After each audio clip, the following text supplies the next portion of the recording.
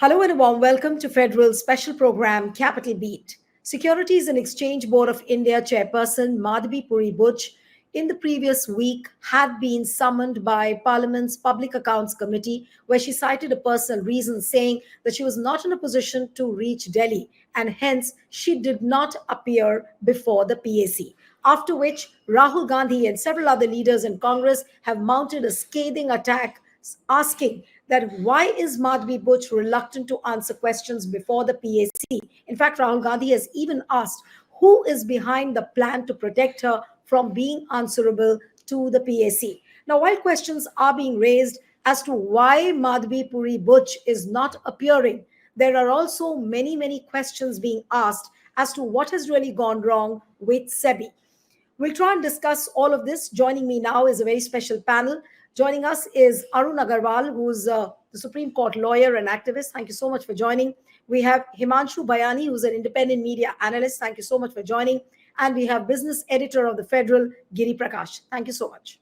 And let me begin with Arun Agarwal, that the very fact that Madhabi Buch has not appeared before the PAC, now what can one really do? I mean, it's a parliamentary committee before which she has not appeared.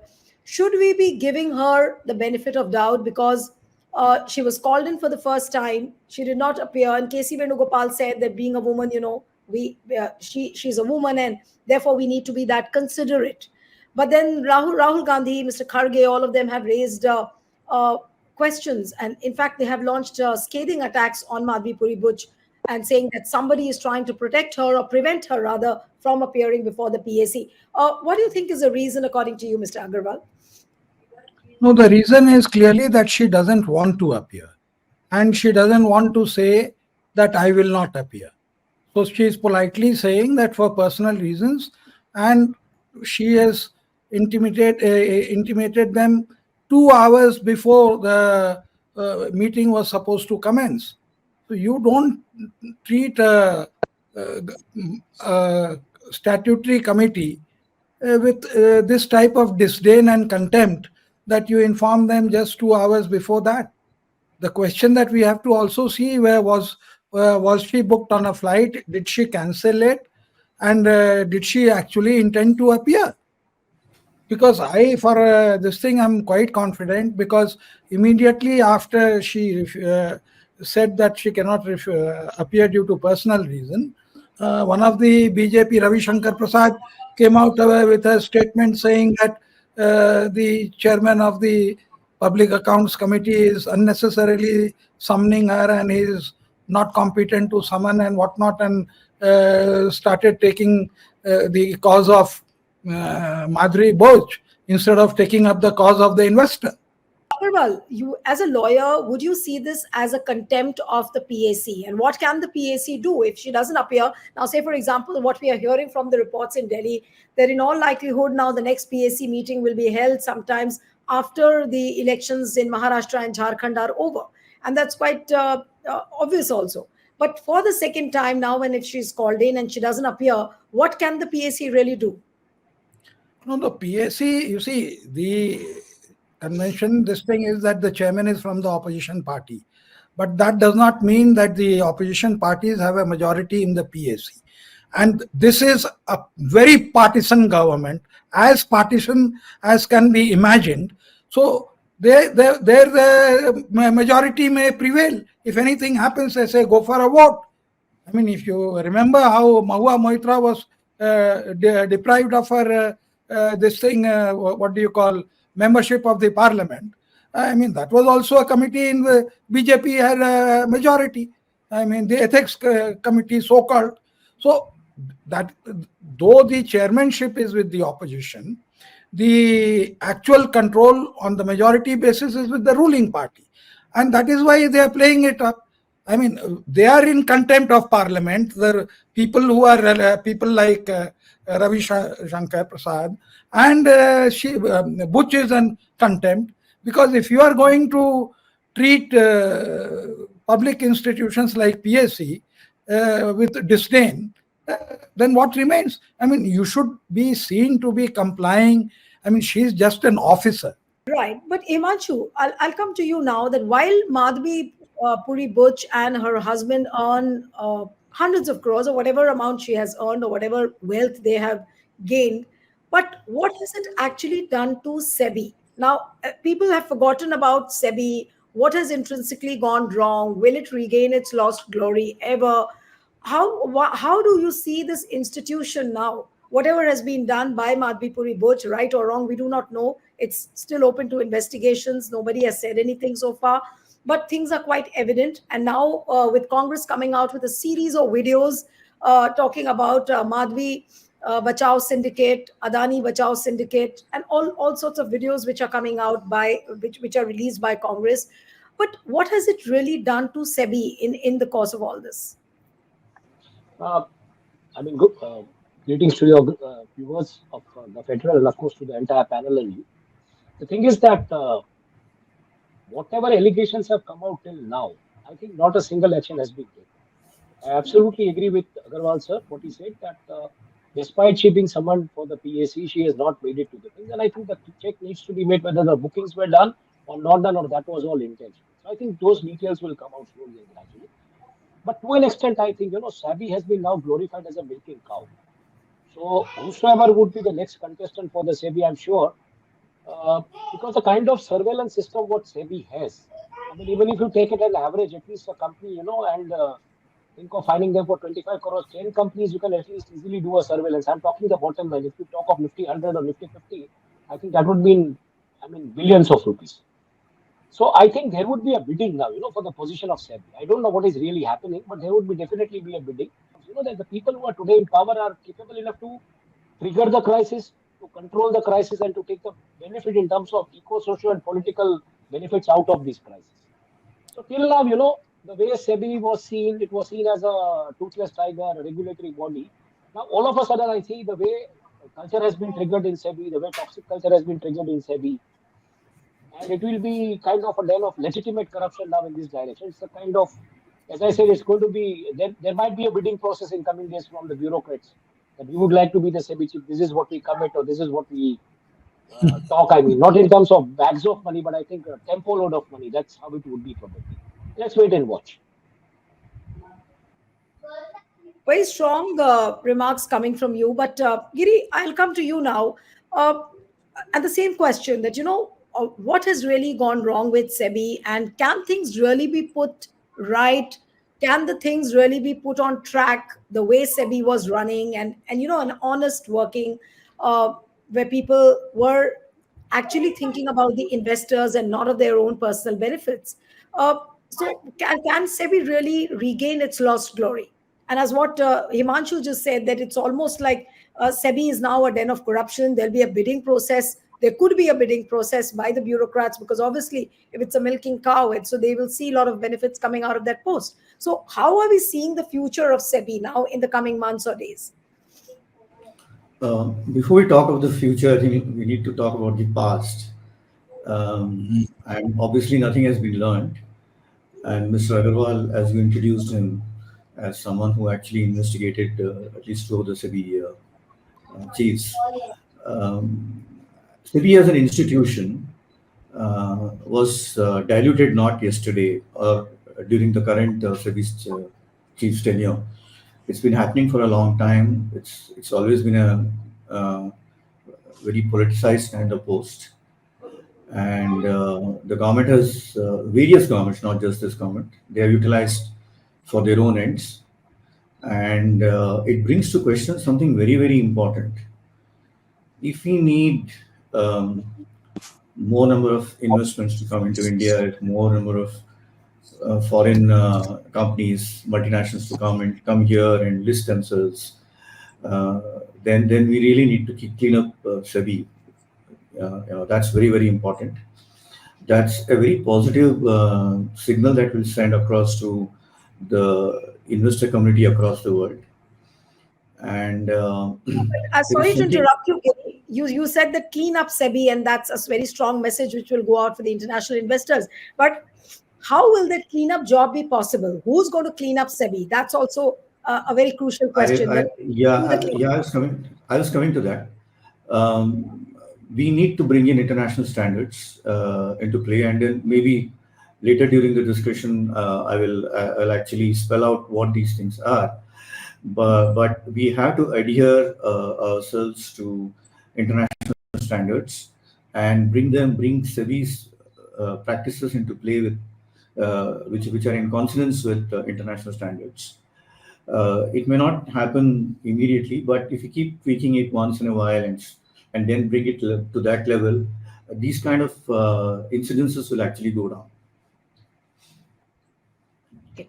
But coming back to Madhabi Buch's episode or the saga, if I may call it, Dr. Agarwal, would you really see any kind of accountability being held in this particular case? Or we really expect that, probably when she retires in February 2025, nothing at all will be done, because the courts also haven't given a very encouraging response by which you can make out that, okay, some accountability could be held. From the government's end as well, people seem to at least appear that, they are trying to cover up each other's backs. So how will the accountability in this particular case be held, or will it not be held at all? No, I'm I have seen the working of SEBI. One thing I would like to comment is this, that over the last 25 years, SEBI has been given two objectives. One is to protect the investors. By investors is meant small and medium type of investors, and not the corporate people who own the shares, promoters. And the second job is that they should have an orderly and a market in which trading is going on. I will admit, I'll be very objective, that the second object, they have done a wonderful job, where your money is safe, there is no default, listing and all happens within 4 days. So there has been an gradual improvement as far as the functioning of the market is concerned. It is as good as any market in the world. To that extent, I'll pay them a compliment. But on the equally bad is their track record on protecting the investors. I have a document over here in my box where they have admitted that, and this is a letter that they gave to me after about 5 years of pursuing in the RTI in 2017, that only in one instance in their existence of almost 30 years has there been a disgorgement, and investors who have lost money, they have been compensated. Only once. That is their track record. And the second thing that they admitted was that not a single person has been successfully criminally prosecuted for insider trading, fraud, and cheating of the investors. This is the admitted record of SEBI.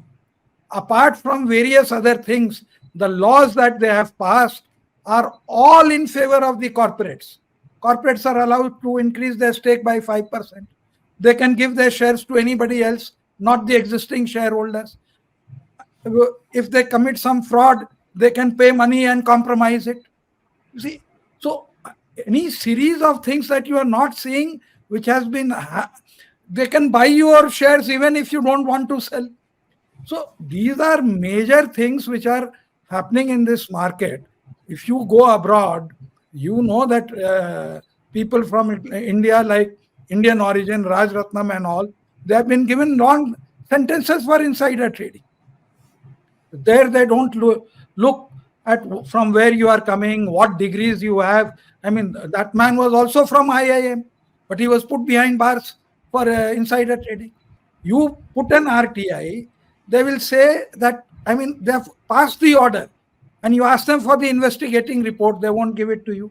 They say the matter is under investigation. There is a case I will tell you which epitomizes how SEBI functions. There was a case of Bank of Rajasthan, in which the promoters, instead of decreasing their stake, they increased their stake by about 15 to 17%. And that they sold that stake and made a profit of more than 500 crores. When the case went to SEBI, they said, we can't quantify the exact nature of the profit. The judgment is a beautiful judgment. Why can't they quantify? everything is done through check. And there are 4 places where the history of the transaction is recorded. It is with the broker, it is with the clearing house, it is with the bank, and there is another with the stock exchange. So you know exactly, and everything is done by white, everything is done by check. They said that we cannot quantify it and let that entire scam go for a petty 27 crores. And when in appeal, that was reduced to 14 crores. 500 crores they had gained. There should have been penalty of 3 times. It should have come to 1500 crores. That entire thing was compromised for 12 crores. And that case, I filed that case, is still pending. My appeal is still pending in the Supreme Court. That money is not going to come back. Is it my job? And I've said precisely this, that how can SEBI say that we can't quantify the illegal gains when everything is done in white? And when there is a paper trail, there is an electronic trail. This is the type of corruption I am telling you. The person who did this, he must have made at least 30 crores in that entire deal and compromised the interest of the investor. I'm giving you just one example of one company in which this happened. And if they want to challenge it, it is, that writ has been pending now for the last 7. Last it was heard when Gogoi was a puny judge. So you can imagine how many. You've just given So one what I'm example, trying and I'm to say is sure. this, Yes. that coming to your question, this is all digression and information to be put in the public domain. The question is that the arrogance and the non-accountability, I have got it in writing from CAG that they cannot audit their accounts because they are a regulatory body. I have got it in writing from the CVC that from the CBI that they are not notified under Section 8 of the Act. So who is going to make them accountable? You have it is the most what do you call, the wealthy organization regulating the entire wealth of the country, which is equivalent to the GDP of this country, and then it is got no accountability with for their corruption or for anything else. So that arrogance. And coming to Sudhanshu's this thing, when the office is auctioned, so bureaucrats cannot compete with these IIM walas, with these the startup walas. वो उनके पास इतना मोटा पैसा है कि they will outbid any bureaucrat, even a corrupt bureaucrat. But taking a cue from what you said, yes, Mr. Agarwal, but taking a cue from what you said and the example which you gave, Himanshu, coming to you now, that all these wrongs which have been done, like what Arun Agarwal ji pointed out, that it's non-transparent, it's corrupt. He also gave an example, like one example which is already pending. The point is that when there are allegations against the SEBI chief, the institutional head, and if she allegedly is indulging in malpractices where she shouldn't have, then how do you expect this cleanup, or how do you expect this shake up? How the does that only major last surgery take place? If it has to be a major surgery done on SEBI, how will and who will do that major surgery on SEBI? So my point is that the way, the last resort or the last hope in this case is probably the judiciary. But the way Arun Agarwal ji has said about the judiciary, the way cases have been treated, the way judicial process has gone, I think that there does not remain any hope. And when you have gone into the PAC, the PAC was again an option, and there could have been some findings on that. Based on that, probably something would have gone in judiciary. But when you are not even presenting yourself in front of PAC, from there probably something can be digged out, and that could have been taken probably for the possible rider into the courts or whatever it is. So what is there now remaining? The message is loud and clear that there is no law for the people in power. The citizens have to be law-abiding citizens. Citizens do not have any rights. They have to just fulfill their duties, and the people in power, maybe the ministers, the bureaucrats, the corporate leaders, the power brokers, or such office bearers, whosoever they are not accountable for anything. They can do whatever they want to do. The clause of transparency has been removed. So there is not going to be any transparency. You cannot come out with anything to talk or investigate, even as a journalist or somebody from the civil society, or even as a lawyer. And if these all things are being addressed, then there is a process which could be hindered at any level, maybe it in a judiciary or maybe at the inquiry level.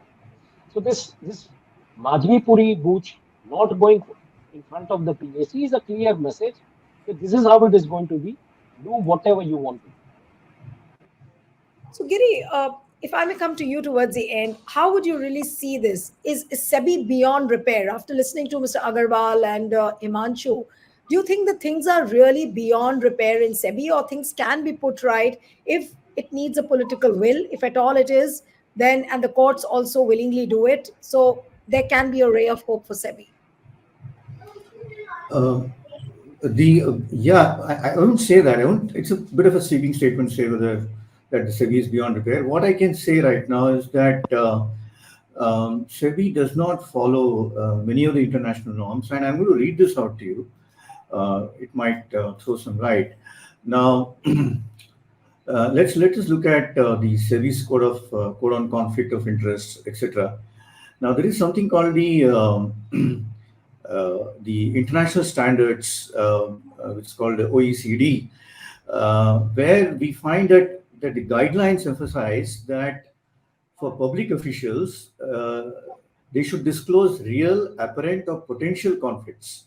And I don't think this has been adhered to. Potential conflicts. It's not been adhered to, so that it encourages a culture of open communication about these issues. Now, there are few other things, and which there is something called the International Organization of Securities Commission, and I'll read out a few differences here between SEBI's regulations and this Commission's regulations. That the Commission's regulations principles are broader and they apply to market intermediaries, security regulators across member jurisdictions. All right. The same thing with disclosure mechanism, and this is very important here, that it encourages more transparent disclosures practices, advocating for public access to conflict of interest policies and declarations. Now, this is something that SEBI does not do, and SEBI actually, these kind of disclosures are kept confidential. So here is the key.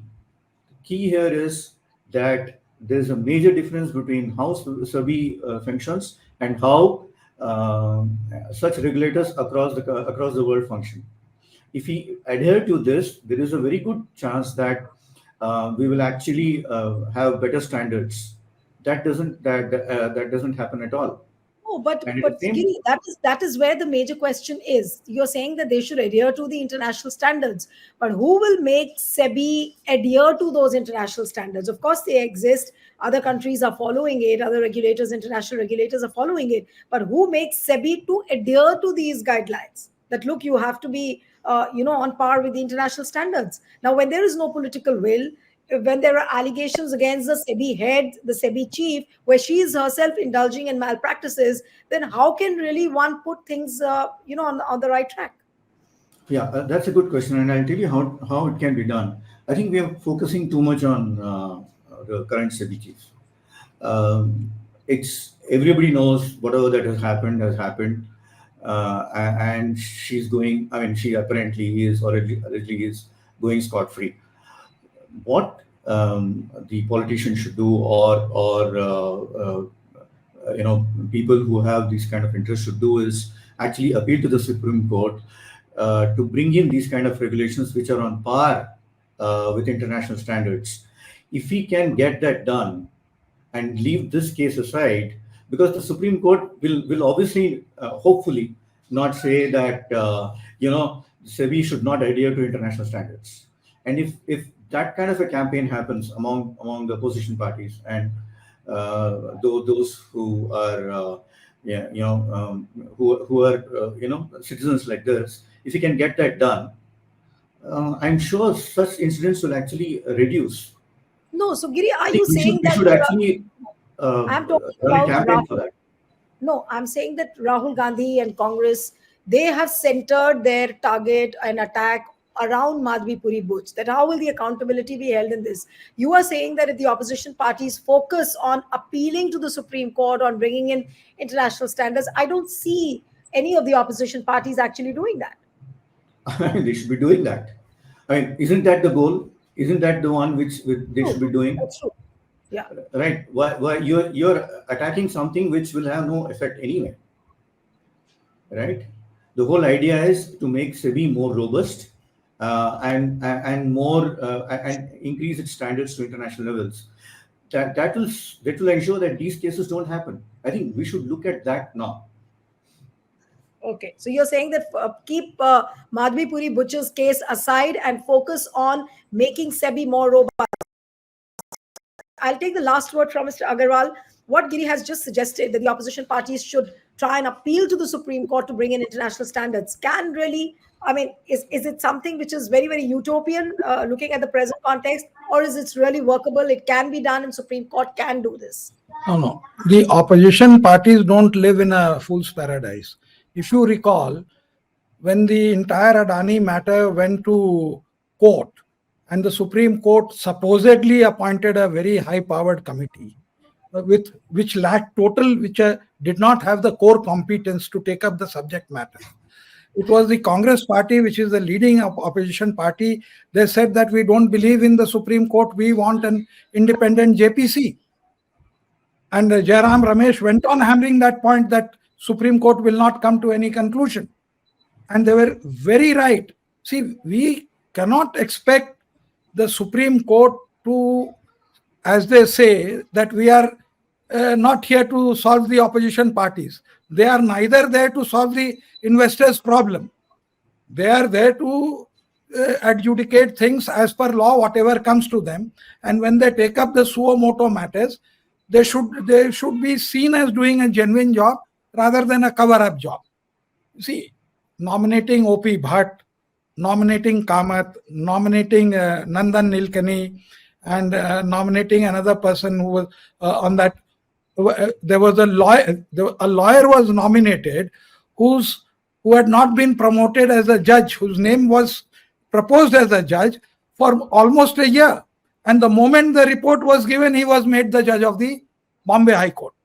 So everybody except the judges were in total conflict of interest when they were nominated. Now, if we go to the Supreme Court, or the Supreme Court takes it up and says, no, we are not going to take suggestion from anybody, we are competent, and then they appoint a committee like the one that they did, then the outcome of that so-called expert committee is going to be the very opposite of what the people of this country expected. Cleanup is only possible by Parliament, where the ruling party realizes the role of the capital market in the development of the country, and realizes that people should not be criticizing. I mean, take this example of 75%. The entire world knows that Adanis have got 90% stake through foreign this thing, and they are controlling the stake in violation of the SEBI law, including the Geneva Court, which has said it in writing. But SEBI is the only one which doesn't know. After 5 years or so, in order to save their face, they have now given one notice to them, ki bhai, how is it that you have exceeded your stake? Now, for a simple thing like that, this should have happened years ago. They have spent crores on sophisticated hardware and software, and yet they are not able to detect what a child would say, that the emperor is naked. You know, everybody can see that SEBI is naked, and nobody is willing to, or the corporate is so, and nobody is willing to call it. So let us not have false hopes, because what one can do, if that was so, we would have done it. It can only be done by a party who is in power, and or who is genuinely interested that SEBI should be made accountable to someone. They are not accountable. Whom is it accountable? Yes. If we ask just what. No, I'm saying to what you have just said, I'll take in a brief response from Giri Prakash and Himanshu, and then I'll wind up the show. Giri, your response to what Mr. Agarwal has just said. Yes. Yeah, I mean, it could be Supreme Court, it could be Parliament, it could be anybody. You need to constitute some kind of a committee which goes through all the SEBI norms and goes through all the do's and don'ts there, and then is able to see and comes up with a report. Whether the report will gather dust or not is not important, but at least this kind of exercise should be gone through so that people get to know that these are the kind of norms that we should adhere to. It maybe at some point in time, these norms will get upgraded. But this is very important. But here, what is happening here? So much of politics is being played and mud is being thrown at each other's face that the real issue gets buried. Isn't it what we want? We want a regulator who's disciplined, who is regulated. I mean, who's robust and adheres to international standards.